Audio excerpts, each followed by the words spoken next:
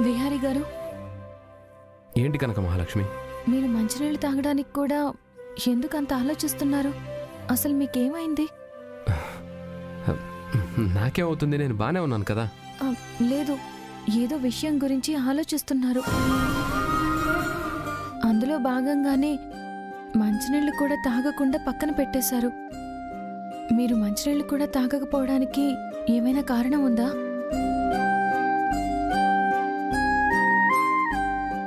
అదేం లేదు కనక మహాలక్ష్మి. నువ్వు అనవసరంగా చిన్న చిన్న విషయాల కోసం చాలా దూరం ఆలోచిస్తున్నావు.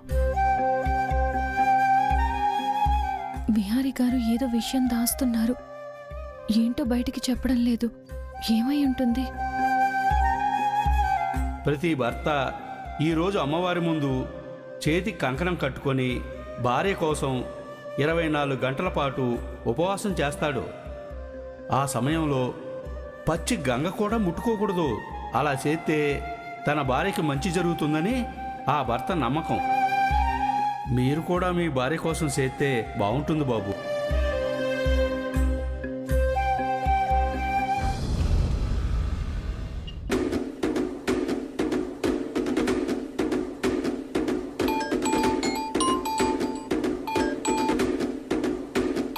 ఏదో కొత్త నెంబర్లా ఉంది. హలో హలో హలో, ఎవరు? ఫోన్ చేసి మాట్లాడరేంటి? హలో హలో, అమెరికా కోడలి పిల్ల.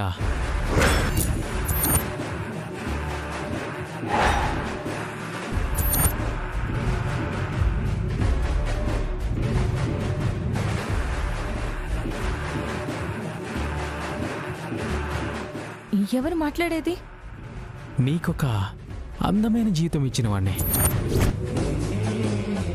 అపర కుబేరుడు లాంటి భర్తనిచ్చిన వాణ్ణి, నీ జీవితాన్ని గొప్పగా మార్చిన వాణ్ణి.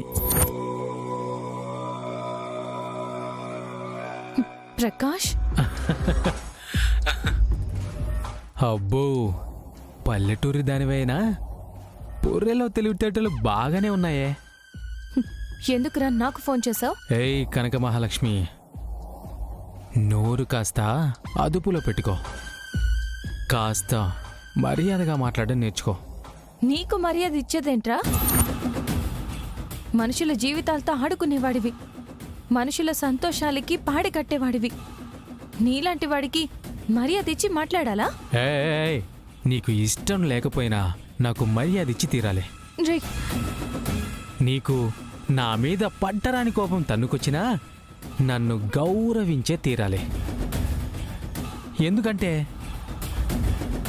ఇప్పుడు మీ పిలకలు నా చేతిలో ఉన్నాయి కాబట్టి. మీ జాతకాలు నా పిడికిల్లో ఉన్నాయి కాబట్టి.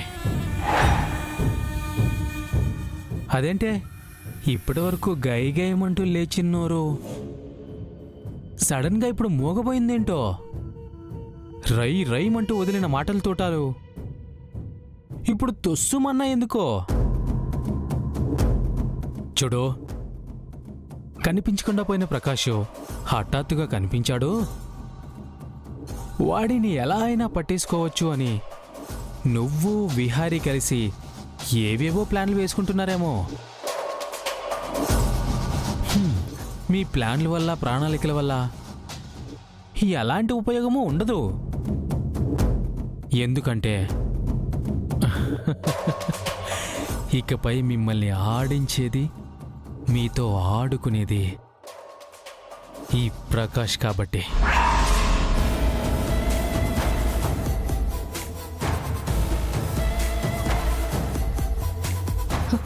హే ప్రకాష్, ఏంటి బెదిరిస్తున్నావా? కాదు, శాసిస్తున్నాను. నేను చెప్పిన మాట వినకపోతే మీ జీవితాలు బుగ్గిపాలు చేస్తానని హెచ్చరిస్తున్నాను.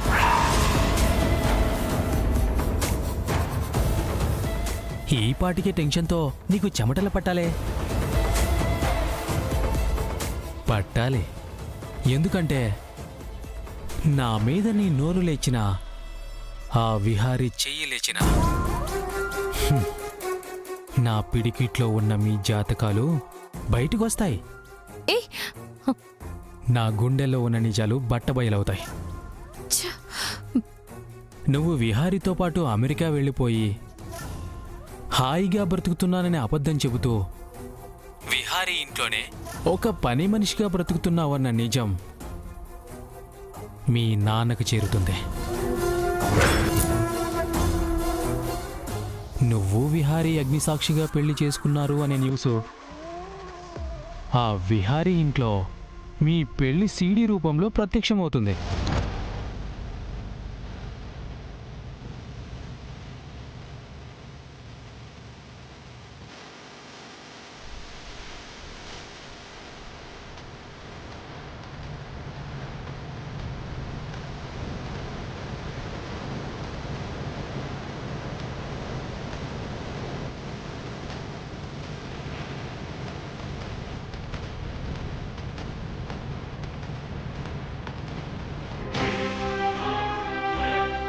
ఏంటి కనుక మహాలక్ష్మి, ఈ గ్యాప్లో ఏం జరగబోతుందో, అన్నీ బయటపడితే పరిస్థితి ఎలా మారిపోతుందో ఫ్లాష్ కట్ వేసుకుంటున్నావా? పర్వాలేదు, తెలివైన దానివే. నా చేతిలో ఉన్న మీ జాతకాలు బయటకొస్తే నువ్వు ఊహించిందే జరుగుతుంది. విహారీ ఇంట్లో పెద్ద యుద్ధమే మొదలవుతుంది. 2 కుటుంబాల మధ్య ఉన్న చీలిక శాశ్వతమవుతుంది.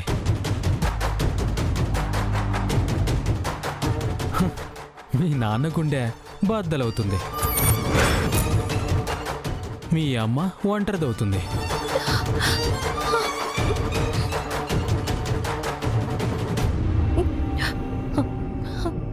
ఇప్పుడు నీకేం కావాలి?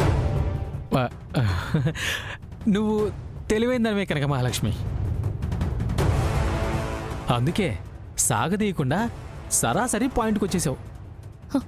అడుగుతున్నాను కదా, చెప్పు. ఇప్పుడు నీకేం కావాలి? ఏం కావాలి, ఎప్పుడు కావాలి, ఎలా కావాలి అనేది నీకు మళ్ళీ ఫోన్ చేసినప్పుడు క్లియర్గా చెప్తాను. ఈలోపు నేను ఫోన్ చేసిన సంగతే విహారికి తెలిసినా, నన్ను పట్టుకోవాలని నువ్వు విహారీ ప్లాన్ వేసినా, నీ పెళ్లి సీడీ విహారీ ఇంటికొస్తుంది. అలాగే నువ్వు ఆ ఇంట్లో పని మనిషిగా బ్రతుకుతున్న సంగతి మీ నాన్నకు తెలిసి ఆయన గుండె పగులుతుంది.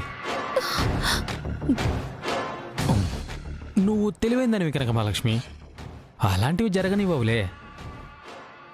కానీ పొరపాటుని ఏమైనా జరిగితే మాత్రం పదే పదే చెప్పనింకా. జాగ్రత్త.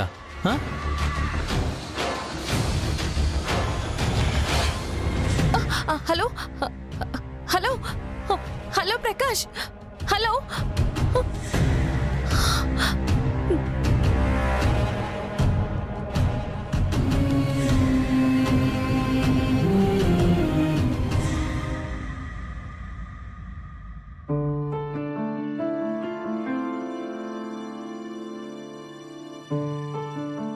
విహారీ, ఏంటమ్మా? ఏంటి నాన్న ఇది? ఈ మధ్య ఎప్పుడు చూసినా పనిచేస్తూనే కనిపిస్తున్నావు. ఆఫీస్లోనూ వర్క్ చేస్తూ ఇంట్లోనూ వర్క్ చేస్తే నీ ఆరోగ్యం ఏమైపోతుంది చెప్పు? కొన్ని ప్రాజెక్ట్స్కి సంబంధించిన వర్క్ పెండింగ్లో పడిపోయిందమ్మా. అదంతా ఆన్ టైంలో ఫినిష్ చేయాలి. హార్డ్ వర్క్ చేయడంలో తప్పు లేదు నాన్న, కానీ హెల్త్ కూడా చూసుకోవాలి కదా. అలా చెప్పండి అమ్మ విహారీ బాబుకి. పని మీద గ్యాస్తో తిండి కూడా మర్చిపోతాను. అందుకే జ్యూస్ తీసుకొచ్చాను. విహారీ బాబు, జ్యూస్ తీసుకోండి. రే, ఇప్పుడేమి వద్దులేరా. తిండి ఎలాగ టైంకి తినట్లేదు బాబు, కనీసం ఈ జ్యూస్ ఏం తాగండి. రే, నేను టైంకి తింటున్నానో లేదో నువ్వు చూసావా? అవును బాబు, ఈరోజు ఉదయం నుండి పచ్చి మంచినీళ్ళు కూడా మీరు తీసుకోవడం నేనైతే అసలు చూడలేదు. అనవసరంగా వీణ్ణి కదిపాను. నేను ఉపవాసం చేస్తున్న సంగతి నా వల్లే బయటపడిపోయేలా ఉంది. ఏంటి నాన్న ఇది? ఉదయం నుంచి నువ్వేం తినలేదా? అదేం లేదమ్మా, నేను తిన్నానే. వాడేదో ఓవర్ యాక్షన్ చేస్తూ ఏదేదో చెప్తున్నాడమ్మా. లేదు బాబు, నాకు బాగా గుర్తుంది. ఉదయం నుంచి అసలు ఏటి తినలేదు. ఉపవాసంగా డేట్ అని చేస్తాంటాడు బాబు. అమ్మో, ఈ టాపిక్ని ఇలానే కంటిన్యూ చేస్తే ఖచ్చితంగా నేను ఉపవాసం చేస్తున్న సంగతి బయటపడిపోతుంది. ఇక చాలు పండు, ఆ జ్యూస్ ఇటివ్వు. ఆ. ఏదైతేనే ఈ జ్యూస్ అయినా తాగు నాన్నా. ఇప్పుడేం తాగాలనిపించట్లేదమ్మా. బాబు గారు అలాగంటారమ్మా, మీరు మాత్రం మొదలెత్తు. ఉదయం నుంచి ఏటీ తినలేదు, జ్యూస్ కూడా తాగకపోతే సాయంత్రం నీరసం అయిపోరు. అవును విహారీ, ఎంత పనుంటే మాత్రం తిండి మీద నిర్లక్ష్యం చూపిస్తారా? ముందు తాగు. ఆ, సరే, నేను తాగుతానులేమ్మా, మీరు అక్కడ పెట్టేసేయండి. పండు, వీడి మీద నాకు ఎందుకో డౌట్గా ఉంది. వీడు ఆ జ్యూస్ తాగిన తర్వాత నువ్వు బయటికి వెళ్ళాలి, అర్థమైందా? అలాగేనమ్మా.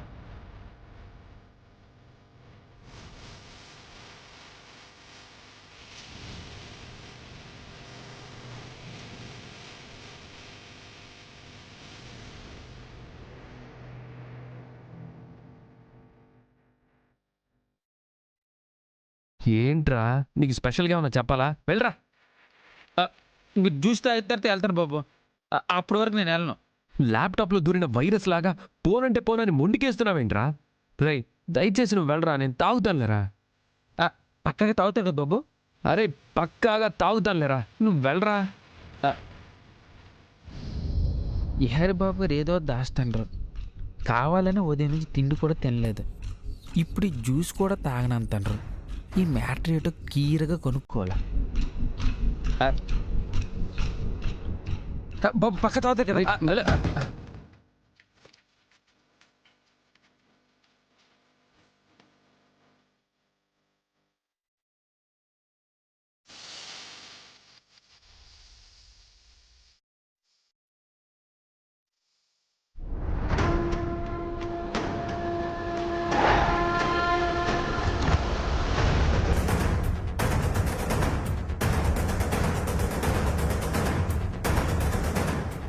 విహారీ బాబు గారు జ్యూస్ తాగలేదు, కావాలని సెట్టుకి పోసినారు. ఎందుకు అయి ఉంటుందబ్బా? స్వామి, ఆ అడవిలో ఉన్న మనుషులు ఎందుకు చెప్పారో ఏమో నాకు తెలియదు, కానీ తాళి కట్టిన భార్య కోసం భర్త ఉపవాసం చేస్తే ఆ భార్యకి మేలు జరుగుతుంది అని చెప్పారు. లక్ష్మికి మేలు జరగాలి, తన చుట్టూ ఉన్న సమస్యలన్నీ చెరిగిపోవాలి, తనకు ఒక మంచి భవిష్యత్తు లభించాలి. దానికోసమే నేను ఈ ఉపవాసం చేస్తున్నాను. ఈ ఉపవాసం దిగ్విజయంగా ముగిసేలా నువ్వే చూడాలి తండ్రి.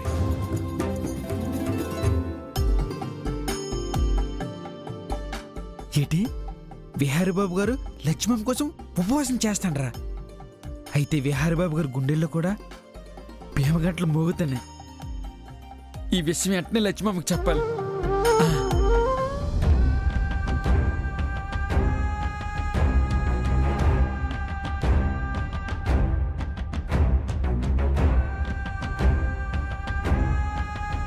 లక్ష్మమ్మ, ఇక్కడున్నావా? లక్ష్మమ్మ, లక్ష్మమ్మ, లక్ష్మమ్మ, ఇక్కడున్నావా? నీకోసం ఇల్లంతా ఎత్తికేస్తాను. నా కోసమా? ఎందుకు పండు? ఈరోజు నాకు చాలా సంతోషంగా ఉందమ్మా. ఆ ఆనందం నీతో పంచుకుందామని. అంత సంతోషంగా ఎందుకున్నావు పండు? నువ్వు విహారీ బాబు గారి కోసం ఏ సమస్య రాకూడదని ఎలాగైతే వ్రతం చేసినావో, నీకు కూడా ఎలాంటి సమస్య రాకూడదని, నువ్వు కలకాలం చల్లగా ఉండాలని విహారీ బాబు గారు ఉపవాసం చేస్తాడు తెలుసా?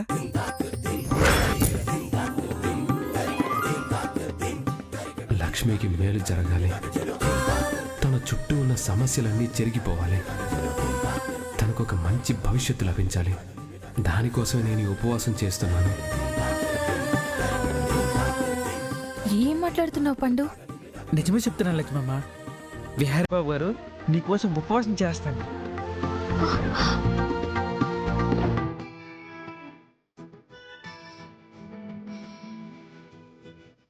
అది ఆయన గొప్ప గుణం పండు. ఆయన చుట్టూ ఉన్న వాళ్ళందరూ బాగుండాలి అనుకుంటారు. ఆయన దగ్గర పనిచేసే వాళ్ళు కూడా గొప్పగా బతకాలి అనుకుంటారు. అలాంటప్పుడు నా కోసం ఉపవాసం ఉండడంలో తప్పే ఉందిలే. అదేంటి లక్ష్మమ్మ అలాగంటావు? పని వాళ్ళ కోసం చేసేది, పెళ్లి చేసుకున్న భార్య కోసం చేసేది ఒకటే అవుతుందా? బిహారీ బాబు గారు నిన్ను భారీగా అనుకుంటున్నారు కాబట్టే ఈ ఉపవాసం చేస్తాను రమ్మా. మనసారా నిన్ను ప్రేమిస్తాను కాబట్టే నువ్వు బాగుండాలని కోరుకుంటాను. పండు దయచేసి ఇంకోసారి అలాంటి మాట అనకు. ఇప్పుడు ఇప్పుడు నేను అన్నమాటలు తప్పేటుందమ్మా. దేవుడు కలిపిన బంధానికి బిహారీ బాబు గారు విలువిద్దాం అనుకుంటారేమో.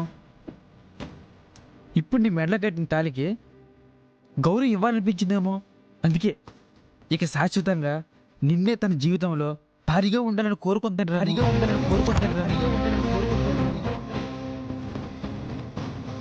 చూడు పండు, బిహారీ గారు దేవుడు లాంటి వారు. ఆయన కాళ్ళ దగ్గర దీపంలా ఉండాలనుకుంటాను, కానీ ఆయన పక్కన భార్యలా ఉండాలని నేను కోరుకోవడం లేదు. అది నీ గొప్పతనం అమ్మా. ఆ గొప్పతనం నచ్చే ఇప్పుడు బిహారీ బాబు గారు నిన్ను తన జీవితంలో భారీగా ఆహ్వానిద్దాం అనుకుంటారేమో. అందుకోసమే ఇలాంటి ఉపవాసాలు చేస్తారేమో. పండు, ఆయన ఏ ఉద్దేశంతో ఉపవాసం చేస్తున్నారో నాకు తెలీదు, కానీ ఆయన జీవితాన్ని పణంగా పెట్టి నన్ను ఆయన జీవితంలోకి ఆహ్వానించాలని నేను అనుకోవడం లేదు. 2 కుటుంబాల కలయికని త్యాగం చేసి నాకు ఆయన భవిష్యత్తు ప్రసాదించాలని నేనేం ఆశించడం లేదు. ఏమోనమ్మా, నాకు అదంతా తెలియదు. ఆ దేవుడు మీ ఊరికినే భార్యాభర్తలుగా బంధం వేయలేదు. దాని వెనకే లేదు బలమైన కారణం ఉంటుంది. ఆ కారణం ఇదిగో ఈరోజు బిహారీ బాబు గారు తెలుసుకుంటారు. అందుకే నీతో కలిసి బతకాలని ఆశపడతాండ్రు. నువ్వేటైనా అనుకోమ్మా, బిహారీ బాబు నువ్వు ఒకటి.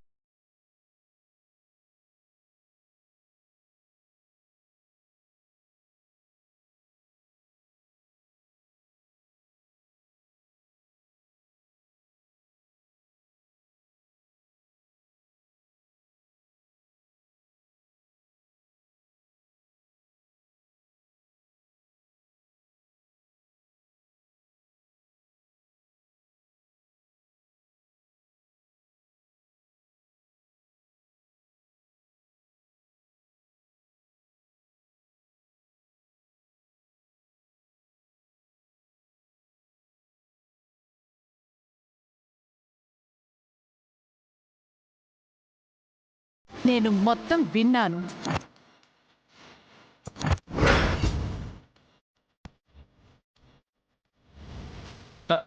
అమ్మా అది విహారీ లక్ష్మి ఒక్కటే అంటున్నా అంటే దాని అర్థమేంటి?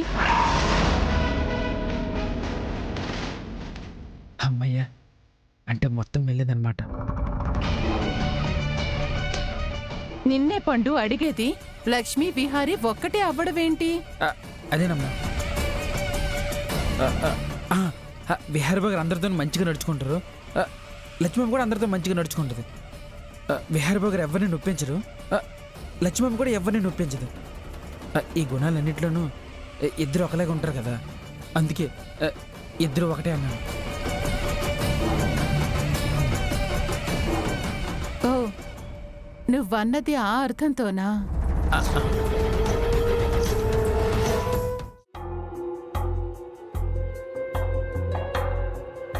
యమునమ్మ గారు, ఏంటి లక్ష్మి?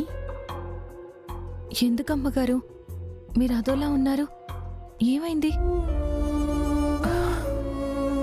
2 కుటుంబాలు కలుస్తున్నాయంటే ఎంతో సంతోషపడ్డాను. అందరం మళ్ళీ కలిసి బంధుత్వాలు కలుపుకుంటున్నామంటే ఎంతో మురిసిపోయాను. కాని అడుగడుగునా ఏదో ఒక ఆటంకం వస్తూనే ఉంది. ఇప్పుడు విహారీకి సహస్రకి పెళ్లి జరగబోతుంది. కాని పెళ్లి జరగబోతుందనే సంతోషం కన్నా ఇంకేదో జరగబోతుందన్న అశాంతే అందరి మనసుల్లోనే ఉంది. అందుకే లోపల నాకు కాస్త ఆందోళనగా ఉంది లక్ష్మి.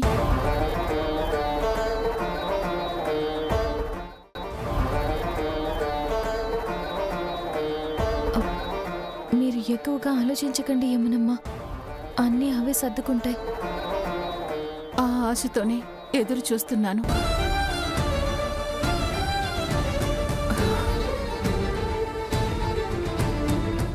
లక్ష్మి, విహారీ పెళ్ళి అయిపోగానే నీ జీవితానికి కూడా అర్థం కల్పించాలి.